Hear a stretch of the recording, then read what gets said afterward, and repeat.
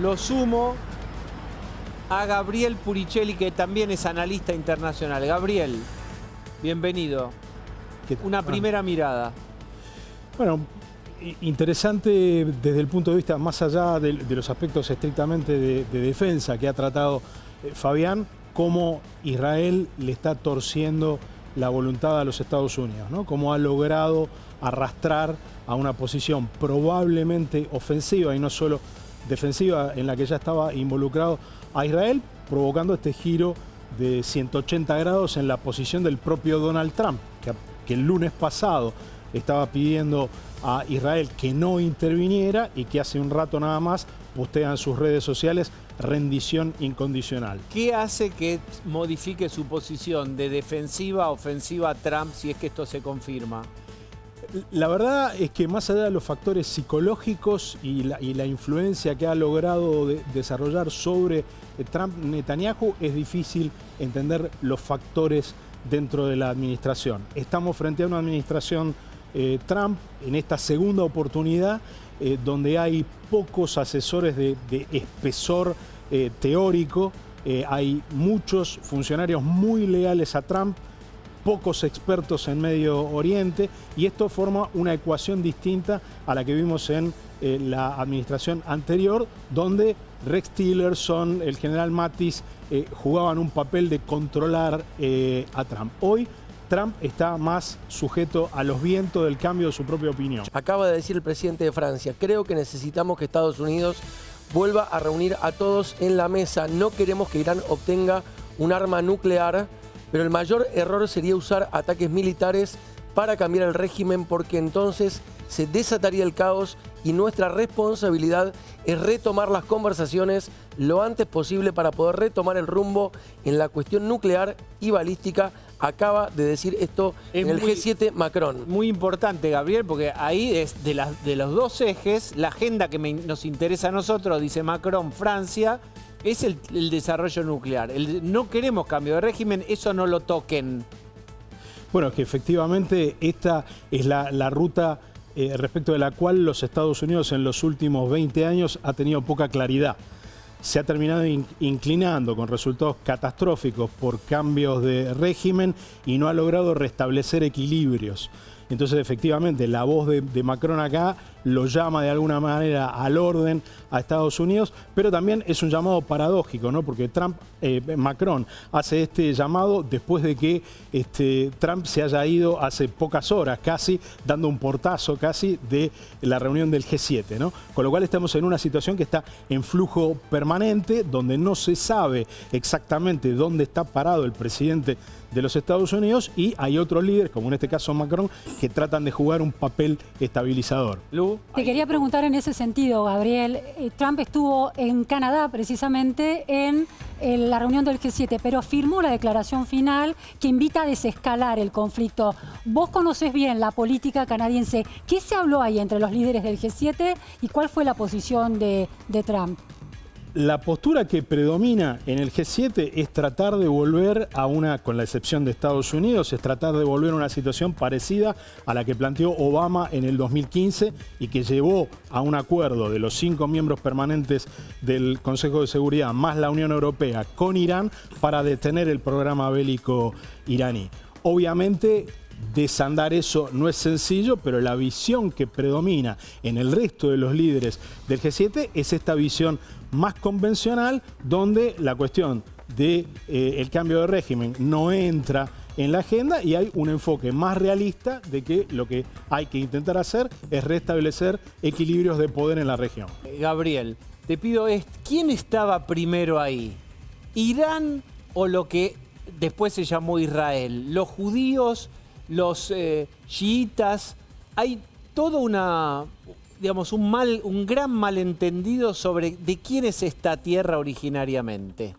Bueno, a ver, los persas no le disputan territorio a los israelíes, ¿no? El planteo es un planteo, como lo decía Fabián recién, que después del fin de la guerra con Irak y buscando un liderazgo político y moral sobre el mundo musulmán, eligen a Israel. Irán elige a Israel como el símbolo del Satán, como el símbolo de los infieles. pero no hay directamente ningún cuestionamiento del viejo imperio persa respecto de la existencia de Israel como reivindicación histórica. No está esta idea de es un país colonial, son la sucursal de tales y cuales países de Occidente, no es un movimiento colonialista. Es más, en la tradición histórica del pueblo judío, Persia es el que los libera. Exacto. Y además había una colonia muy importante judía en Teherán hasta hace nada más que décadas, y probablemente, esto nos lo dirán los historiadores dentro de 20 años, la perfección del ataque israelí el otro día sobre Irán tenga que ver con la capacidad que esto le ha dado a Israel de infiltrar en Irán gente que ha aprendido farsi en su casa en Tel Aviv o en Jerusalén. Este es el nivel de integración que existió en su momento de los judíos que luego emigraron en masa prácticamente de todos los países de Medio Oriente y el norte de África. Obviamente sí hay una disputa y una impugnación mutua de la legitimidad entre los árabes de Palestina y los judíos del territorio de lo que fue el mandato británico de Palestina y lo que antes fueron las provincias palestinas del Imperio Otomano. Ahí es donde está la disputa y la impugnación mutua de legitimidad.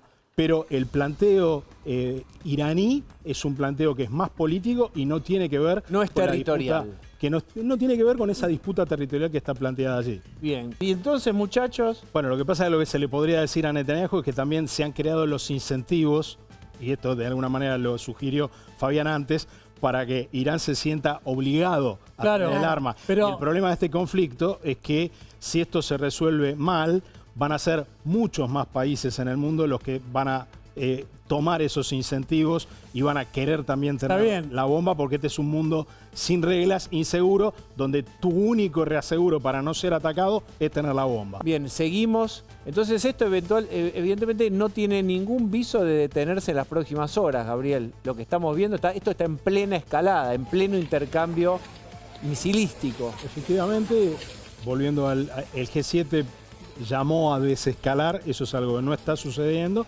y por el tipo de acciones que se están desarrollando y por la dinámica político-diplomática que esto desató, es poco probable que se resuelva en los próximos días.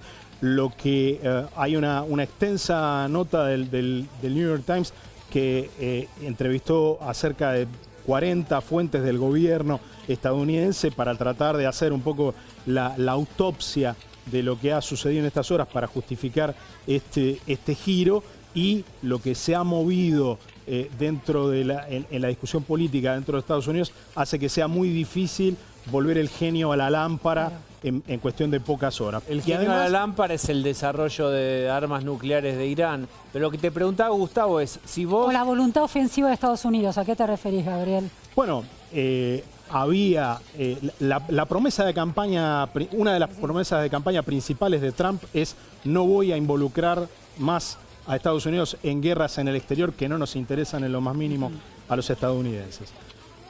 Para llegar a una postura intervencionista hacia la que ha evolucionado en menos de una semana, sucedió un terremoto dentro de la administración.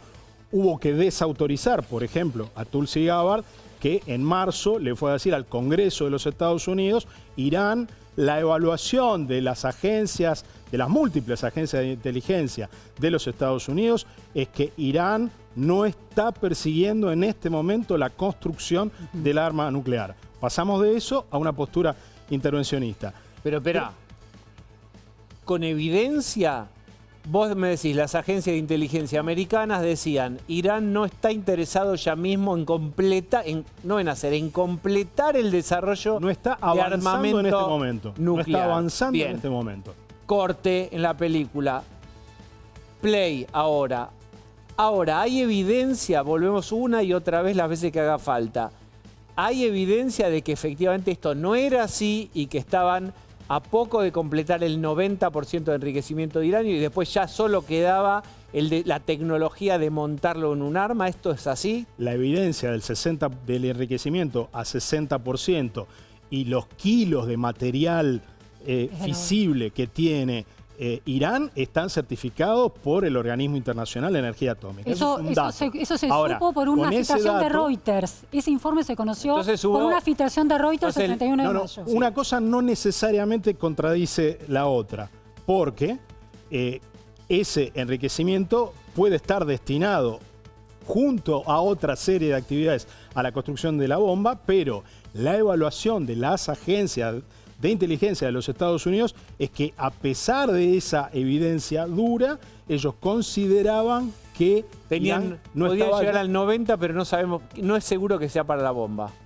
o tenían una evaluación distinta de cuánto faltaba para llegar al 90 Ok. o de si se estaban llevando adelante las acciones que permitirían a cualquier país llegar en un lapso corto al 90. Quiero agradecerles a ambos. Gracias, Diego. Vamos Gracias. a cambiar de tema, por favor.